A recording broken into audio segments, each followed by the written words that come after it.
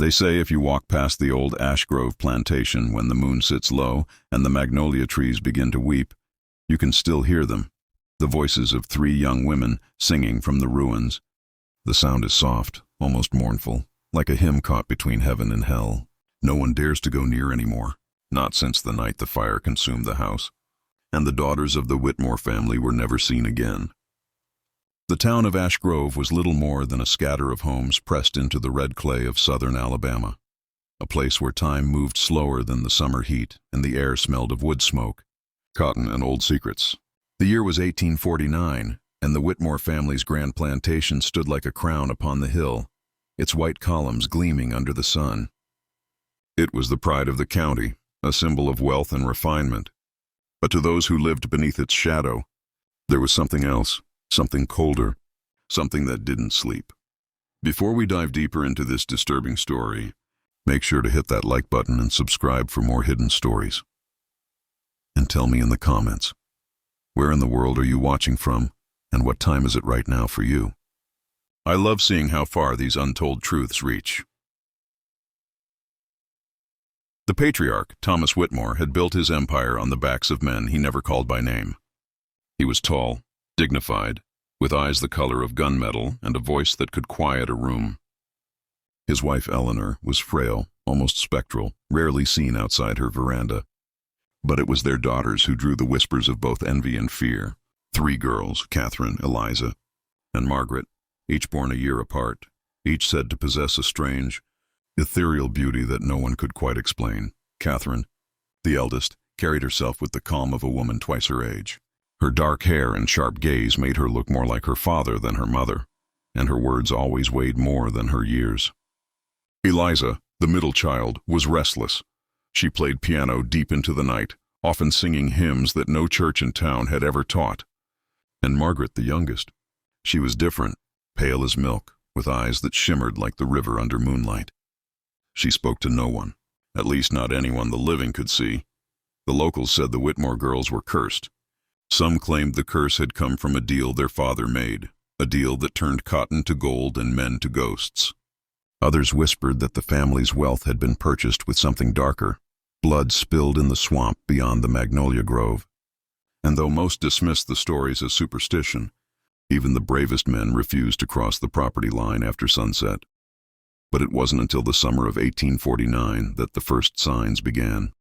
Strange lights over the marsh, the cries of children echoing from empty fields, and a shadow seen moving in the upper windows of the house long after the candles had gone out. One humid evening, the preacher's wife, Martha Crowley, arrived at the Whitmore estate with a basket of roses. Eleanor Whitmore had been ill for weeks, and the women of the town had taken turns delivering flowers and prayers.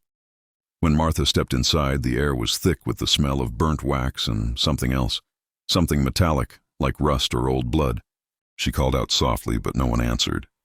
From upstairs, she heard a piano playing. She climbed halfway up before she saw her. Eliza Whitmore, sitting at the piano in her nightgown, fingers gliding over the keys. But she wasn't alone. Standing behind her was a shadow, tall, shapeless, and swaying as though made of smoke. Martha dropped the basket. By the time she looked up again, both figures were gone. Within days, the rumors spread like wildfire. The Whitmore daughters were seen walking through the gardens at night, even when the servants swore they were asleep in their rooms. The dogs refused to go near the east wing. The mirrors in the house began to fog on their own, as if something was breathing on the other side. Eleanor's condition worsened. She began muttering the same phrase in her sleep.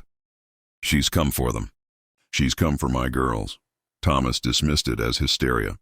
He forbade talk of spirits and swore to silence any servant caught spreading tales.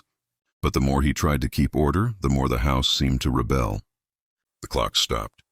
The fires burned cold, and on the night of July 16th, a storm gathered above Ash Grove that no man could forget. Rain lashed the windows as thunder rolled across the fields. In the chaos, one of the servants, a young man named Samuel, swore he saw Catherine Whitmore standing in the orchard barefoot, staring up at the lightning. He called out to her, but she didn't move. Instead, she turned her head slowly toward him and smiled, a soft, lifeless smile. When the next flash of light came, she was gone. The next morning, Thomas Whitmore ordered every door locked and every servant confined to quarters. But it was too late. That evening, Margaret began to scream. The sound tore through the walls like something from another world. When Eleanor burst into her daughter's room, she found the child trembling, her hands covered in soot. On the wall above her bed, written in charcoal, were 3 words: "We are promised." No one slept that night. By dawn, the house was silent again, and the sun rose behind the smoke-thick air. But something had changed. The daughters no longer smiled. They moved like reflections, graceful, distant, untouchable. Even Thomas began avoiding them, locking himself in his study, the fire burning for days. Some said he was writing letters to a preacher in New Orleans, one who claimed he could undo the bond of a soul. But redemption never came. By late August, Eleanor was dead. Found in her bed, her hands folded neatly across her chest, her eyes open and glassy. The doctor claimed it was heart failure. The servants swore they heard singing from her room the night before, the voices of 3 girls, humming softly as though to lull their mother to sleep. The funeral was small. The preacher spoke of peace and eternal rest, but the air around the grave felt heavy, thick, almost watching. When the coffin was lowered, the youngest daughter, Margaret, fainted. And for a brief moment, witnesses claimed they saw something behind the tree line. A woman, draped in black, her face hidden beneath a veil. She turned away as soon as anyone noticed her. After that day, Thomas Whitmore withdrew completely. The daughters were rarely seen outside. The estate gates rusted shut. Visitors were turned away. Even the fields went untended, cotton rotting under the heat. The once proud Whitmore plantation became a mausoleum of whispers. But the curse, if curse it was, had not finished its work. One September night, Samuel, the same servant who had seen Catherine in the orchard, was roused by the sound of laughter. Children's laughter. It came from the main hall. When he crept down with a lantern, he found the daughters dancing in a circle, their feet bare, gowns flowing like mist. The music wasn't coming from the piano. It came from nowhere, or everywhere. And in the middle of their dance stood the woman in black. Her hands rested on Catherine's shoulders. Samuel dropped the lantern. The fire spread quickly, the curtains, the floorboards, the walls. He ran screaming into the storm, shouting for help. By the time the townspeople arrived, the house was an inferno. No bodies were ever found. Only the charred remains of a single piano, still faintly humming when the wind blew through it. And from that day to this, the people of Ash Grove say that when the magnolias bloom and the air grows heavy with rain, you can still hear them. 3 voices bound forever to the ashes of their home, singing for a salvation that never came. The ruins of Ash Grove stood for 5 long years after the night it burned. The land had gone to rot. The cotton fields turned to weeds, and the once white pillars now blackened with smoke and time. Locals called it the Silent Hill, a place no man dared to approach once the sun dipped behind the pines. Children whispered dares to touch the broken gate, but none ever crossed it. The ashes of the Whitmore house had become more than ruins. They had become memory itself, and memory in Alabama had a way of haunting whoever tried to forget it. In the spring of 1854, a man named Jonathan Mercer arrived from Charleston. He was 35, well-educated, and tired of the world. His wife had died the previous winter, and the doctors had told him that country air might cure his melancholy. He had been a school teacher, a writer, a man of faith once. But all that was before the fever took his son and left him with nothing but ghosts. When Mercer heard of a property for sale, a large stretch of land with a ruined manor upon it, priced far below its worth, he saw opportunity. A place to rebuild, he wrote in his journal. A place to start again. The townsfolk at the tavern in Grove's Crossing looked at him the way people look at a man walking toward a grave. "That land ain't right," one old farmer muttered. "Not since the Whitmore fire. Them girls never left." Mercer smiled politely, thinking it nothing more than small-town superstition. He signed the deed the very next day. The first time he set foot on the estate, the silence unnerved him. The air was still, heavy with the scent of magnolia and ash. The main house was nothing but a skeleton. Walls half standing, windows shattered, vines crawling through the cracks like veins. He found the old piano in the remains of the parlor, its keys warped and cracked, yet when the wind blew through the gaps, one note would always hum, a soft E-flat repeating, like a heartbeat in the dark. Mercer built a small cabin beside the ruins, using what was left of the Whitmore lumber. He planned to write there, to clear his mind, to let the past fade. But the past, he would soon learn, was not done speaking. The first weeks were peaceful enough. He hunted in the mornings, wrote in the afternoons, and by evening he would sit on his porch, watching the sun bleed over the ruins. The stillness soothed him. Yet sometimes, as night crept in, he would hear something strange, the faint sound of humming. It came from the direction of the burned house. At first he thought it was the wind playing tricks. But one night, he woke to find his door open, and in the distance, 3 faint lights flickering among the ruins. He walked toward them with a lantern, calling out softly. The lights moved, slowly, gracefully, as if dancing.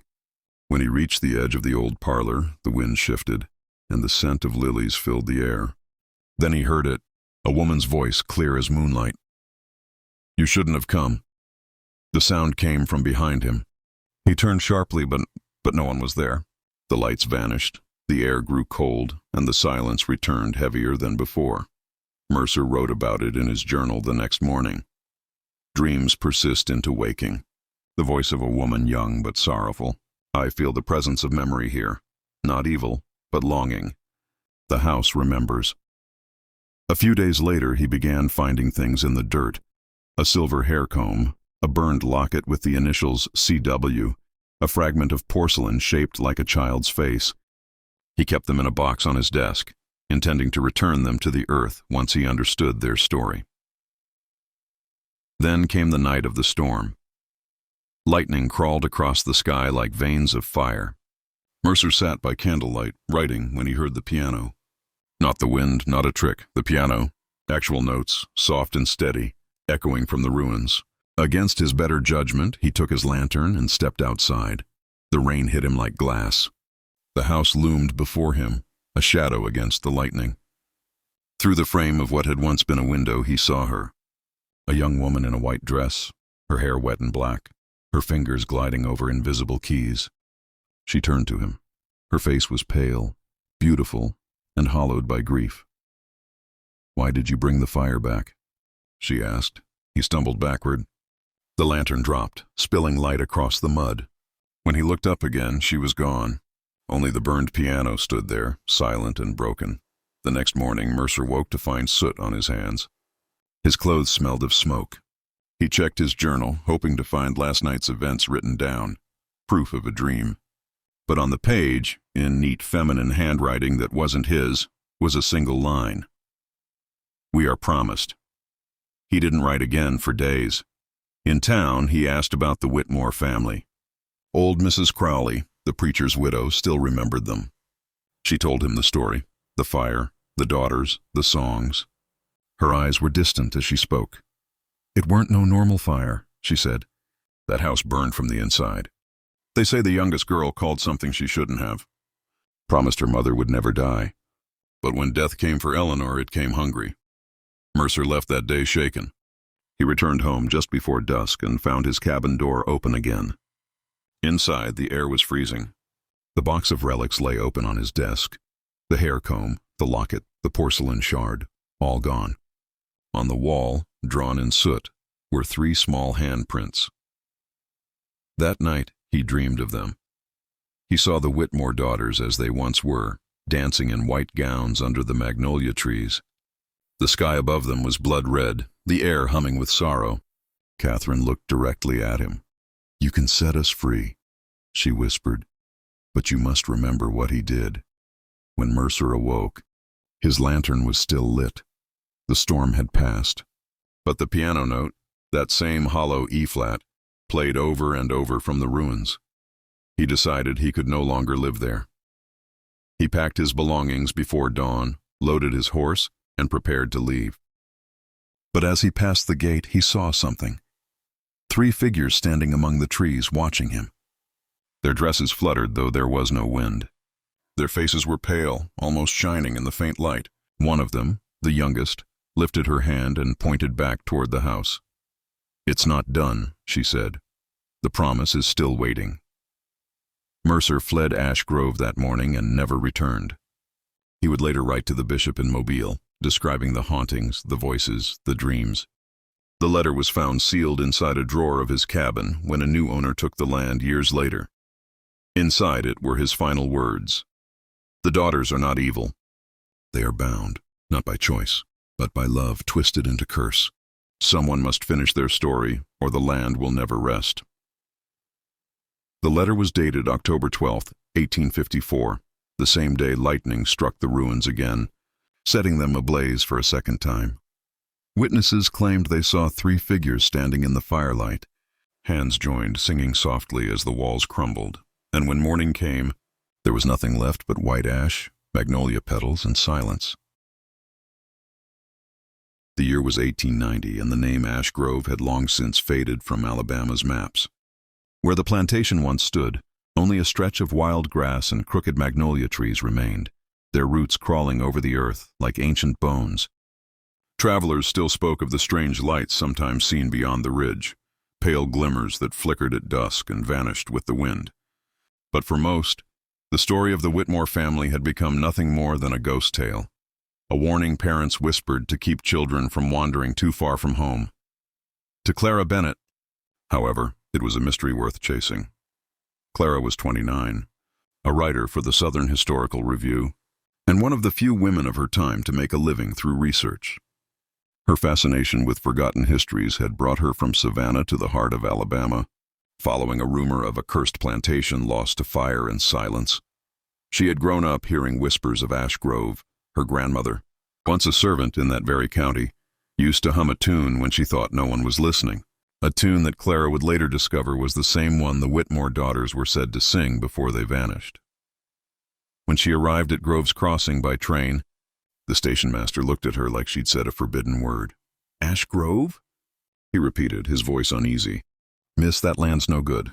Folks who go there don't come back the same." Clara smiled faintly.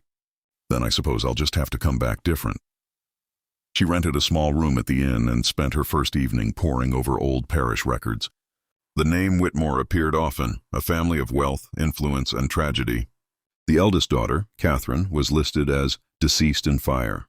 The others, Eliza and Margaret, were marked missing, but at the bottom of the record, in handwriting not matching the rest, a single line had been added: "Promise to the Magnolia." The next morning, Clara rode out to the old estate. The path was overgrown, the iron gate half buried in the earth. She dismounted and pushed it open, the hinges crying out like something wounded.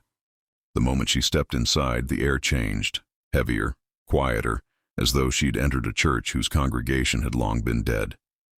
The ruins were almost gone. Only the stone foundation of the Whitmore house remained, covered in vines and pale moss. Clara knelt by what might have been the parlor and ran her fingers across the dirt. She felt something smooth, a piece of porcelain shaped like a fingertip. Nearby, half buried, was an iron nameplate, Eleanor W. Whitmore. She looked around. There was no sign of a grave. That night she returned to her inn and began compiling notes. She wrote of the fire of 1849, the rumored haunting of 1854, and the mysterious stranger, Jonathan Mercer, who had vanished after writing his final letter. The clerk, an old man named Harlan, brought her tea and peered at her papers. "You're wasting ink, Miss Bennett," he said quietly. "Ain't nothing left out there but ghosts and dirt." "Ghosts," Clara said, "are history that refuses to die." That night she dreamed of the house, but whole again. The chandeliers glowed, the piano played, and laughter filled the halls. She saw 3 girls dancing under a canopy of white magnolias. Then suddenly their faces twisted, eyes hollow, mouths moving without sound. The flowers around them turned black and fell like ash. When Clara woke, her bedsheet smelled faintly of smoke. She decided to stay longer. Over the following days, she began interviewing the oldest townsfolk she could find. One woman, Martha Crowley's granddaughter, recalled how her grandmother would never pass the old road alone. Said she heard singing, the girl told Clara. Said the youngest one, the pale one, she weren't right. Mama said she could call things from the dark. Clara noted everything. The timeline, the names, the details. but something wasn't fitting. How could the Whitmore daughters, raised under wealth and privilege, have turned into the monsters of local legend? She needed proof, something tangible. On her 5th day in Ash Grove, she returned to the ruins just before sunset. She brought her notebook, a lantern, and a small crucifix her mother had given her years ago. The forest was silent except for the creak of branches. She was kneeling near what had once been the dining hall when she noticed something beneath the roots of a magnolia tree, a wooden box, rotted by age but still intact. Inside, wrapped in blackened cloth, were 3 objects: a silver hair comb, a burned locket engraved CW, and a fragment of sheet music titled Hymn for the Departed. Her pulse quickened. She unfolded the music. The notes were uneven, frantic, as if written by someone in fear. At the bottom of the page, a message in faded ink. She said if we sing, she'll bring Mama back. A chill ran through her. The sun was gone now, the forest darker than it should have been. She gathered her lantern and turned to leave, but stopped. From the direction of the ruins came a sound, soft, familiar. The piano. She froze. The same tune her grandmother used to hum, each note slow, mournful, echoing through the night. Against every instinct, Clara followed it. Her light flickered. The air turned cold enough to sting her breath. At the edge of the parlor stood the outline of a woman in white, her face hidden by shadow, her hair falling long and dark over her shoulders. Clara whispered, "Catherine." The figure turned. Her eyes were gray, lifeless, yet brimming with sorrow. "Why do you call us?" she asked. I'm not calling you," Clara stammered. "I'm listening." "Then you are already part of the promise." The words made no sense, yet they chilled her to the bone. The figure stepped closer, her outline flickering like candlelight.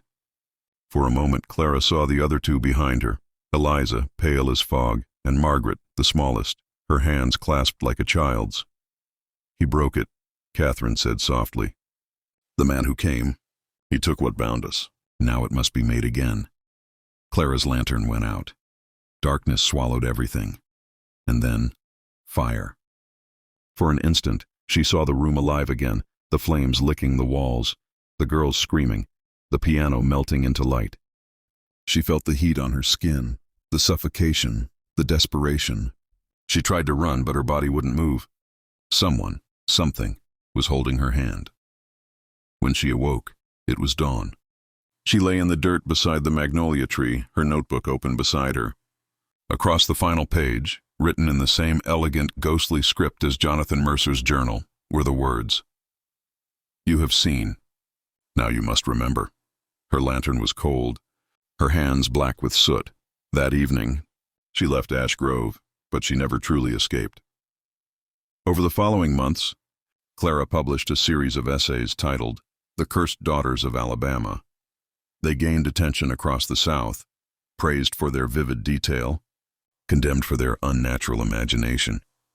But she never revealed the full truth. Not what she saw, not what followed her home. Her friends said she stopped sleeping. She kept a candle burning at all hours and was often seen staring into mirrors, whispering to herself. One night, her landlady heard the piano again, faint, distant, coming from Clara's room. When she entered, the candle had burned out. The window was open. Clara was gone. All that remained was her notebook, lying open on the desk. On the last page, beneath her trembling handwriting, was a single addition, written by a different hand entirely. "The promise is whole again." The night of the storm never truly ended in Ash Grove.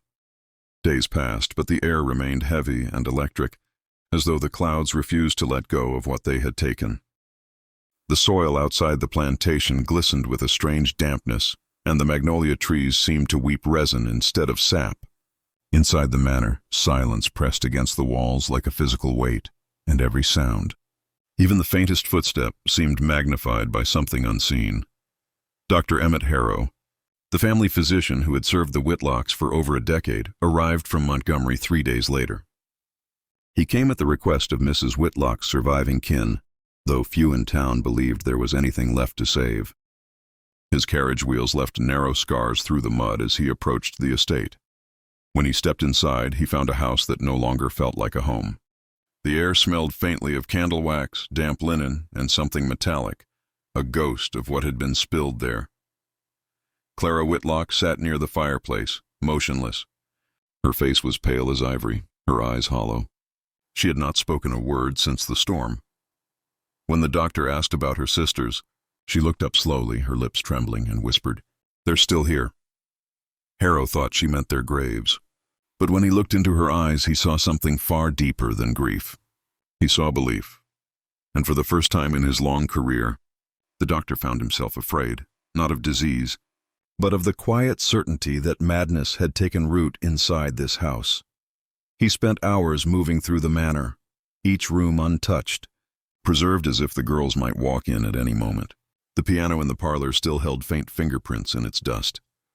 The faint scent of lavender lingered on the staircase, and when Harrow reached the nursery, the one room Mrs. Whitlock had sealed off years before, he felt the air grow so cold that his breath came out in a pale mist. Inside, the dolls were all arranged in a circle on the floor. Their porcelain faces were cracked, their eyes staring upward. One chair rocked gently as though someone had just risen from it. Harrow stepped back and closed the door. He told himself it was the wind. That night he stayed in the guest room near the east wing, the one with the tall curtained windows that looked out toward the orchard. But as midnight neared, a faint sound woke him. It was a melody, slow, distant, and impossibly fragile. The piano. He rose, heart pounding, and followed the notes down the hall. The parlor door stood ajar. Inside, the faint glow of candlelight flickered against the polished wood. The piano lid was open, and Clara Whitlock sat before it, her fingers gliding softly over the keys. "Miss Clara," he began, trying not to startle her. She didn't look up. Her voice came like a whisper over the music. "They play through me now, Doctor. I only give them my hands." The melody shifted, from tender to haunting. The same tune the Whitlock sisters had sung that last evening on the balcony. And then Harrow saw it, the faint, translucent shape of two girls standing behind Clara, one by her shoulder, one by her side. Their faces calm, their eyes half lit by the dying flame. The doctor stumbled backward, striking the table. The candle fell, and darkness swallowed the room. When light returned, when he dared to open his eyes, Clara was alone again, staring blankly at the unplayed keys. He fled Ash Grove before dawn. In the weeks that followed, word spread. The Whitlock estate had gone completely silent, not abandoned but watchful. Travelers passing by swore they saw lamps flicker in the windows at night or heard faint laughter echoing from the orchard.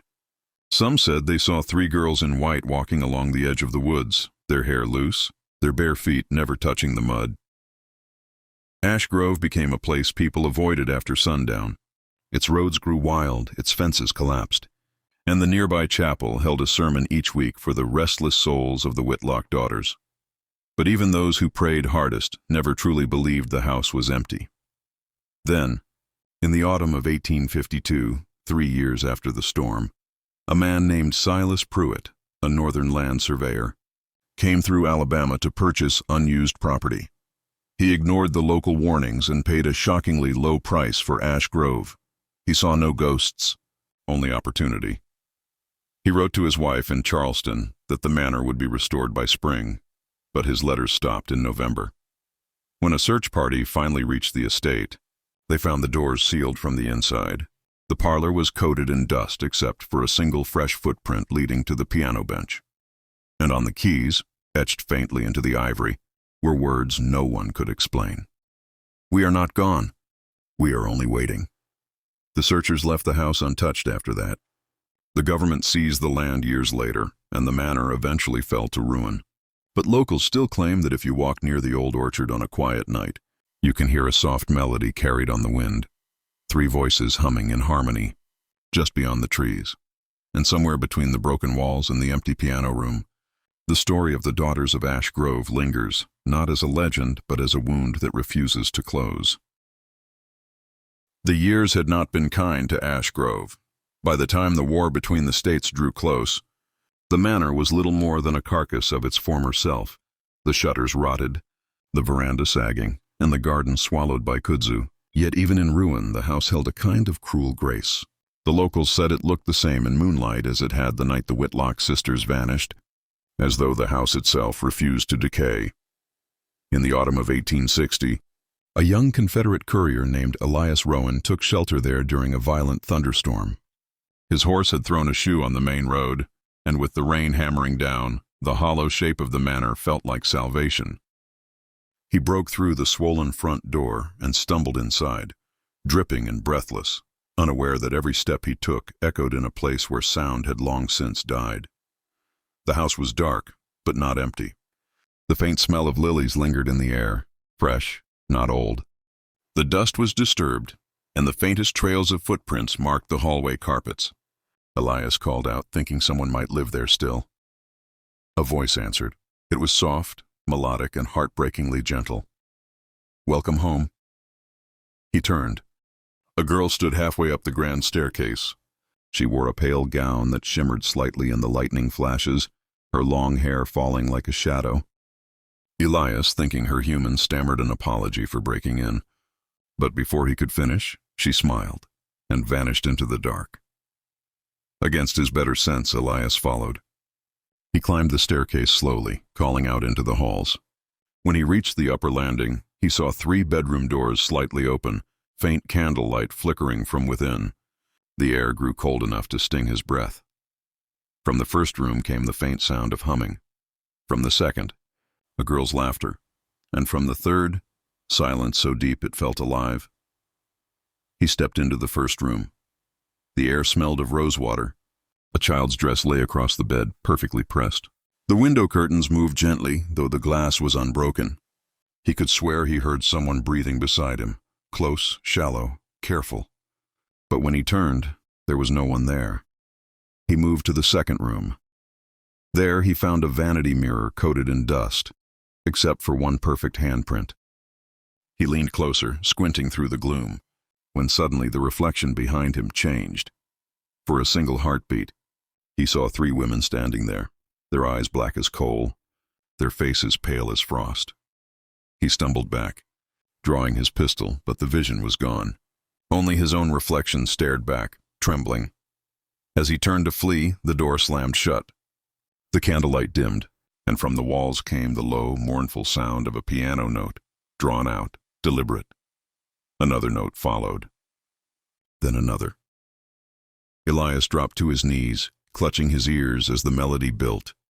The same haunting waltz the Whitlock sisters had once played. Only now it carried something darker. Each chord seemed to scrape at the inside of his skull, as though the house itself was trying to crawl into his mind. "Why won't you let us rest?" a voice whispered near his ear.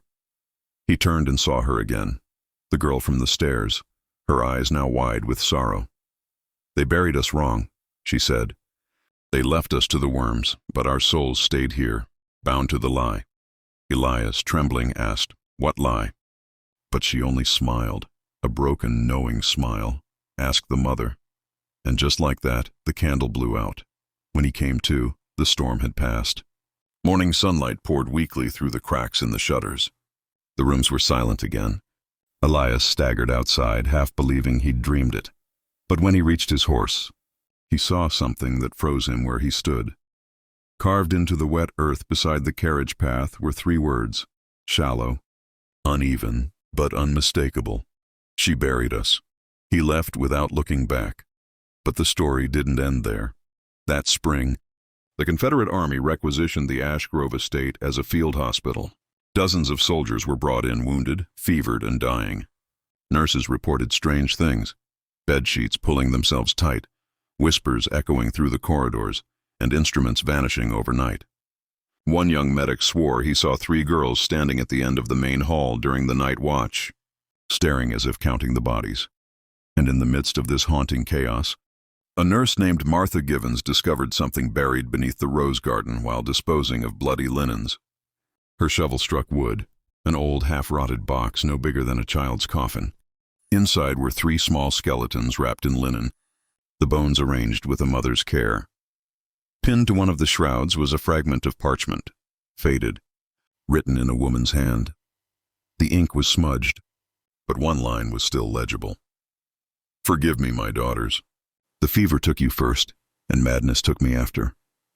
Martha ran to tell the others, but when she returned to the garden with the surgeon and the chaplain, the box was gone. Only the disturbed earth remained, soft and fresh, as if someone had come in the night to take them away. That evening the hospital burned. No one ever proved how. Some said a lamp was knocked over during surgery. Others whispered that the house simply rejected what they'd done. But the survivors told the same story. Before the flames reached the roof, they heard singing, 3 young voices, clear and bright, rising above the crackle of fire. After the war, the land was abandoned again. The ruins stood blackened and skeletal against the sky. The piano keys melted into ivory puddles. Yet locals swore the ground never cooled. That strange light still shimmered between the trees whenever the wind carried the smell of lilies. Ash Grove had become more than haunted now. It had become hungry. The years had not been kind to Ash Grove. By the time the war between the states drew close, the manor was little more than a carcass of its former self, the shutters rotted, the veranda sagging, and the garden swallowed by kudzu. Yet even in ruin, the house held a kind of cruel grace. The locals said it looked the same in moonlight as it had the night the Whitlock sisters vanished, as though the house itself refused to decay. In the autumn of 1860, a young Confederate courier named Elias Rowan took shelter there during a violent thunderstorm.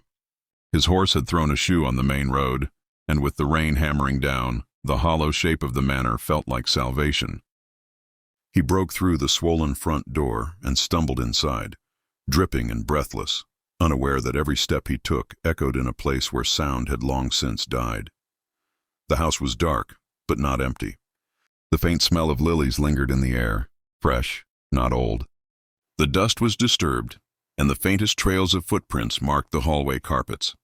Elias called out, thinking someone might live there still. A voice answered.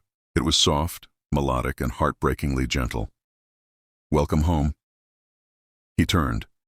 A girl stood halfway up the grand staircase.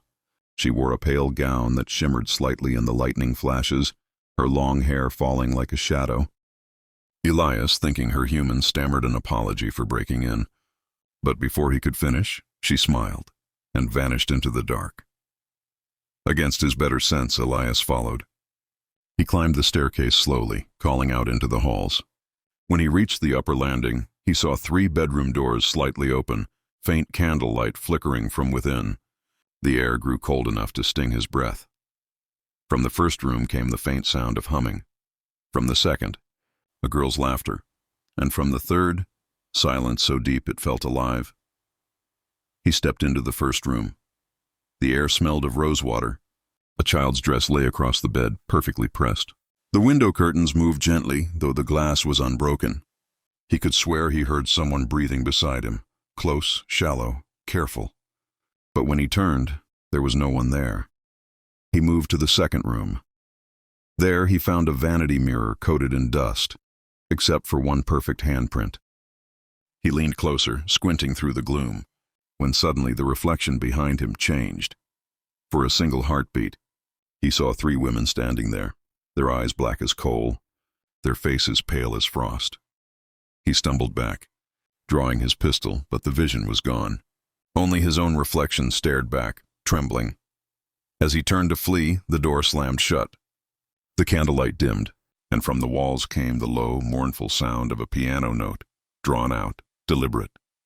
Another note followed. Then another. Elias dropped to his knees, clutching his ears as the melody built. The same haunting waltz the Whitlock sisters had once played. Only now it carried something darker. Each chord seemed to scrape at the inside of his skull, as though the house itself was trying to crawl into his mind. "Why won't you let us rest?" a voice whispered near his ear. He turned and saw her again, the girl from the stairs, her eyes now wide with sorrow. "They buried us wrong," she said. "They left us to the worms, but our souls stayed here, bound to the lie." Elias, trembling, asked, "What lie?" But she only smiled, a broken, knowing smile. "Ask the mother." And just like that, the candle blew out. When he came to, the storm had passed. Morning sunlight poured weakly through the cracks in the shutters. The rooms were silent again. Elias staggered outside, half believing he'd dreamed it. But when he reached his horse, he saw something that froze him where he stood. Carved into the wet earth beside the carriage path were 3 words: shallow, uneven, but unmistakable. She buried us. He left without looking back. But the story didn't end there. That spring, the Confederate Army requisitioned the Ash Grove estate as a field hospital. Dozens of soldiers were brought in wounded, fevered, and dying. Nurses reported strange things: bed sheets pulling themselves tight, whispers echoing through the corridors, and instruments vanishing overnight. One young medic swore he saw 3 girls standing at the end of the main hall during the night watch, staring as if counting the bodies. And in the midst of this haunting chaos, a nurse named Martha Givens discovered something buried beneath the rose garden while disposing of bloody linens. Her shovel struck wood, an old half-rotted box no bigger than a child's coffin. Inside were 3 small skeletons wrapped in linen, the bones arranged with a mother's care. Pinned to one of the shrouds was a fragment of parchment, faded, written in a woman's hand. The ink was smudged, but one line was still legible. "Forgive me, my daughters. The fever took you first, and madness took me after." Martha ran to tell the others. But when she returned to the garden with the surgeon and the chaplain, the box was gone. Only the disturbed earth remained, soft and fresh, as if someone had come in the night to take them away. That evening the hospital burned. No one ever proved how. Some said a lamp was knocked over during surgery. Others whispered that the house simply rejected what they'd done. But the survivors told the same story. Before the flames reached the roof, they heard singing, 3 young voices, clear and bright, rising above the crackle of fire. After the war, the land was abandoned again. The ruins stood blackened and skeletal against the sky. The piano keys melted into ivory puddles. Yet locals swore the ground never cooled. That strange light still shimmered between the trees whenever the wind carried the smell of lilies. Ash Grove had become more than haunted now. It had become hungry. By the time the 20th century touched Alabama, Ash Grove had become a name spoken only in whispers. The land had changed hands a dozen times, through deeds, foreclosures, and deaths that left no heirs. Each new owner came with ambition and left with fear. The once grand Whitlock estate was now nothing but charred walls and wild vines, a ruin half swallowed by the earth itself. Yet for those who dared to walk its overgrown path, something remained, an echo, a presence, a waiting breath. In 1911, Dr. Evelyn Carter, a historian from Birmingham, arrived in Ash Grove with a single goal: to uncover the truth behind the Whitlock legend. She had spent years studying postbellum folklore and was fascinated by stories that blurred the line between tragedy and curse. But Ash Grove was different. Every account, from soldiers to servants, from priests to wanderers, described the same thing: 3 daughters, bound to their mother's sin. Evelyn was not a woman who believed in ghosts. She believed in trauma, the kind that clings to soil and blood and memory. So she came armed not with charms, but with notebooks, ink, and a camera. She set up camp in what was once the orchard. The magnolia trees, now skeletal and twisted, cast long shadows under the sinking sun. The ruins stood silent in the distance, the old piano barely visible through the broken walls. The first night, she heard nothing, only the steady hum of crickets and the whisper of wind through hollow wood. But on the second night, as she sat transcribing her notes by lantern light, the air shifted, like someone had drawn a deep breath beside her. Then came the faintest sound of music. It wasn't the piano, it was humming, low, melodic, impossibly soft. She rose, lantern in hand, following the sound toward the remains of the parlor. The beam of light cut through the dark, brushing over collapsed beams and cracked portraits still clinging to the walls. And there, half buried in ivy, stood the piano, blackened, warped by fire, but somehow intact. A single key pressed itself down, then another. Evelyn froze. She whispered, almost pleadingly, "Who's there?" The answer came not in words, but in the flicker of her lantern. 3 shapes slowly took form, faint as moonlight through fog. 3 young girls in pale dresses, their faces blurred as though time itself refused to remember them clearly. One of them stepped forward, the eldest perhaps. Her voice was soft but steady. Mother buried us to keep the fever from spreading. But she couldn't bury what she did to her soul. Evelyn's throat tightened. You're the Whitlock daughters? The middle child, her expression serene, almost forgiving, nodded. We waited for her. We waited for someone to remember us true. Evelyn trembled. She'd read the records, the coroner's reports, the letters. The fever that swept through Ash Grove in 1849, Mrs. Whitlock's descent into despair, but none of it mentioned what the doctor had found too late, that the girls had not died of fever at all. They had been poisoned, she whispered. She killed you. The youngest smiled sadly. She saved us, she said. From the sickness, from the fire, from the men who came to take everything away. Then, after a pause, but she kept us here. All this time. The air around Evelyn began to pulse with a low hum, like the house itself was breathing. The candlelight inside the ruins flared, revealing faint outlines of the mother's portrait on the wall, her painted eyes staring down at them. Evelyn stepped closer to the piano. What do you want from me? The eldest girl lifted her hand and pointed toward the orchard. There, she said, beneath the roots. Set us free. Evelyn's heart pounded as she ran into the night. She dug with her bare hands under the gnarled magnolia, the soil damp and soft. Within minutes she hit wood, small, fragile, half-rotten. She brushed it clean, and inside she found 3 delicate bone fragments, still wrapped in silk, long turned to dust. The wind rose suddenly, swirling around her, carrying a faint sound, the same lullaby the sisters once played. The air grew warm, and then silence. The ground trembled softly beneath her hands, and a feeling, not of fear, but of peace, washed over her. When she looked up, dawn had begun to bleed across the sky. The ruins behind her no longer seemed menacing. For the first time in nearly 70 years, the house looked empty, truly empty. She packed her notes, her camera, and left. The moment she stepped past the gates, the morning fog began to rise, covering Ash Grove in a pale shroud, and as she turned for one last look, she saw 3 faint silhouettes standing on the balcony and smiling.